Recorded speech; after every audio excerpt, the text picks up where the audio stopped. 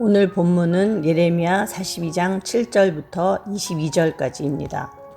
10일 후에 여호와의 말씀이 예레미야에게 임하니 그가 가레야의 아들 요하난과 그와 함께 있는 모든 군 지휘관과 백성의 낮은 자로부터 높은 자까지 다 부르고 그들에게 이르되 너희가 나를 보내어 너희의 간구를 이스라엘의 하나님 여호와께 드리게 하지 아니하였느냐. 그가 이렇게 이르니라.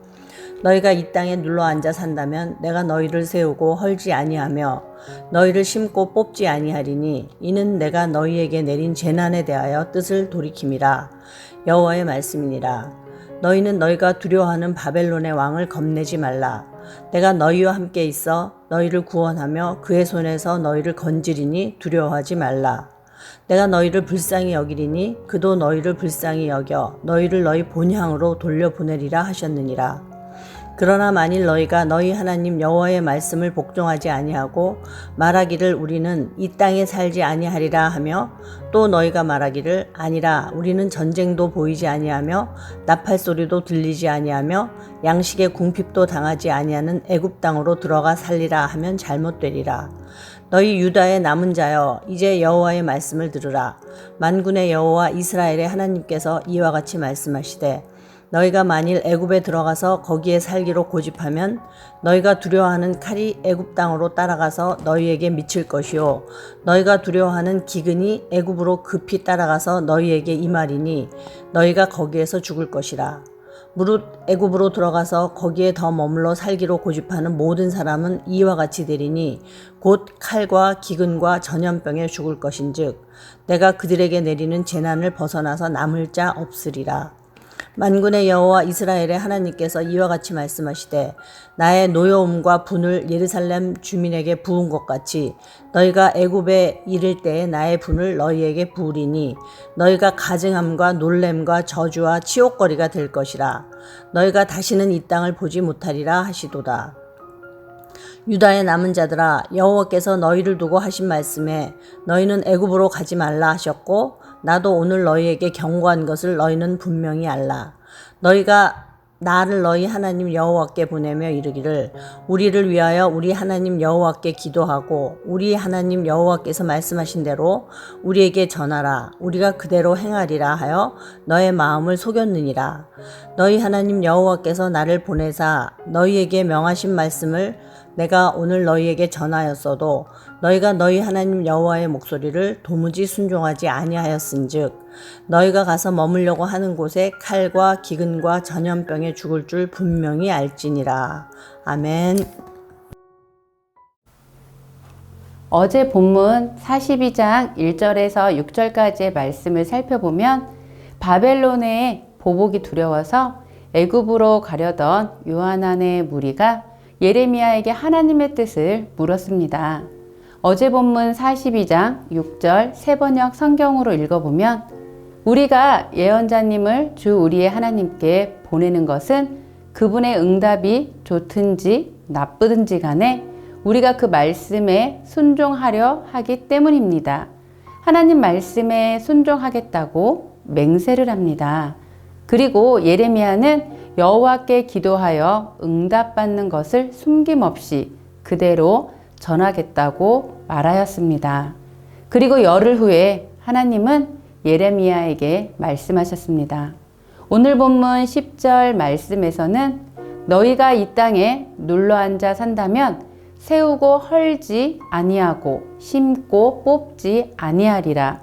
그리고 재난에 대하여 뜻을 돌이키신다고 말씀하십니다. 하나님은 애굽 땅으로 가지 말라고 응답하여 주시고 유다 땅에서 살면 평안과 안전을 약속해 주신다고 말씀하셨습니다. 그리고 남은 자들이 두려워하는 바벨론의 보복도 막아 주시겠다고 보장을 해 주십니다. 하나님은 모든 것들을 하나하나 세심하게 말씀해 주셨습니다.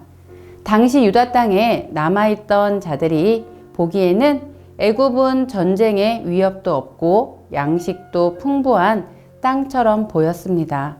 그래서 애굽을 원했지요. 자신들 스스로 살 길을 찾으려 했습니다. 그러나 남은 자들의 생각과는 다르게 하나님의 뜻은 지금 남은 자들의 눈에 보이는 멸망당하고 계속적인 위협이 도사리고 있는 예루살렘과 유다에서 사는 것이었습니다. 비록 죄악의 결과로 하나님의 심판을 처절하게 경험한 예루살렘과 유다이지만 그들을 향한 하나님의 마음은 보호와 축복을 주시기 위한 것입니다. 우리의 삶도 이렇게 하나님께서 날마다 보호와 축복을 주심을 믿습니다. 그런데 하나님은 당신의 약속의 말씀을 믿지 않을 때는, 즉 애굽으로 내려가는 자들에게는 칼과 기근으로 멸망시키고 예루살렘에 쏟아 부었던 분노와 진노를 애굽 땅에 내려간 자들에게 붓겠다고 강력한 경고를 하십니다. 하나님의 말씀이 아주 단호함을 볼 수 있습니다. 왜 그렇게도 하나님은 단호하신 걸까요? 그것은 유다의 남은 자들과 돌아오게 될 하나님의 백성들을 향한 회복을 준비하고 계시기 때문입니다. 우리의 미래까지도 하나하나 계획하시는 하나님의 뜻을 볼 수 있습니다. 하나님은 너무 죄악 가운데 있는 유다 땅을 다시 새롭게 회복시킬 계획을 가지고 준비하고 계시기에 이제 남은 자들에게도 보호해 주시고 회복을 약속해 주시는 것입니다. 보암직도 하고 평안하기만 한 것 같은 애굽이 남은 자들에게는 하나님의 보호하심보다 좋은 곳은 아니었기 때문입니다. 애굽은 아브람 시대부터 시작해서 온갖 우상이 가득 채워진 곳이 애굽이었지요. 오늘 말씀에서는 하나님께서 원하시는 것은 순종입니다. 하나님을 도구 삼는 것이 아닌 말씀에 순종하는 것입니다. 그런데 지금 군대의 지휘장관 요하난과 남은 모든 백성들은 말씀의 순종이 아닌 하나님을 이용하려는 것으로 보여집니다. 하나님의 말씀을 듣고 순종할 때와 하나님의 말씀을 듣고도 불순종할 때의 결과는 너무 다르다는 것을 우리는 예레미야를 통해 계속 보고 있습니다. 하나님의 계획과 우리의 계획은 너무도 다릅니다. 분명 우리 눈에는 보이는 것은 폐허된 예루살렘이고 바벨론이고 위협의 땅이지만 하나님의 눈에는 생명이고 소망의 땅, 회복의 땅이 바로 예루살렘입니다.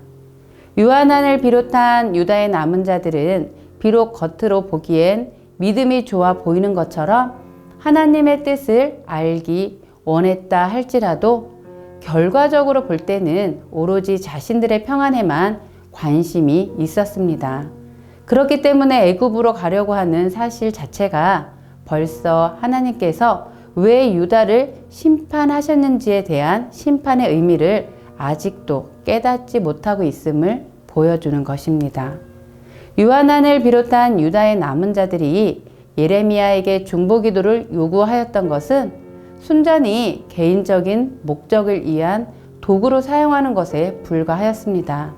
내 생각에 이것이 안전하고 좋으면 하나님도 동의해 주세요. 라는 하나님을 도구 삼아 내 뜻을 하나님께서 맞춰 주라는 것이죠.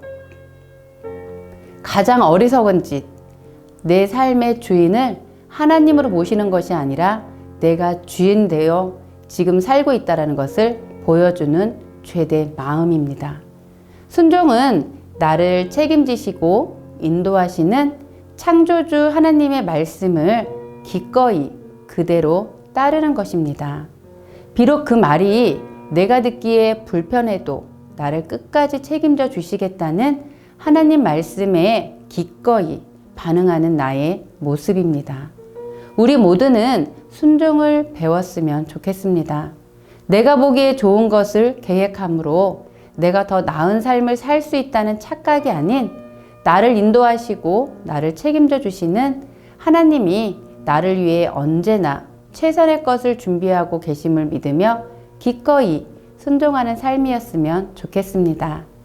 애굽이 아니라 그 자리에 있으라고 하시는 하나님을 믿고 신뢰하며 기꺼이 따른다면 그것이 바로 헐어지지도 않고 뽑히지도 않는 말씀으로 견고해지는 우리의 삶이 되는 것입니다. 오늘 하루 나를 끝까지 책임져 주시고 인도하시는 하나님의 말씀을 하나라도 순종하기 위해 성령님의 도우심을 구하며 순종하시는 저와 성도님들 되시기를 기도합니다. 함께 기도하기 원합니다. 하나님, 나를 끝까지 책임져 주시고 인도해 주시는 하나님께 기꺼이 순종하게 하여 주옵소서. 하나님, 나의 계획이 아닌 하나님의 계획을 믿으며 최선의 것을 준비하고 계획하시는 하나님을 믿게 하여 주옵소서.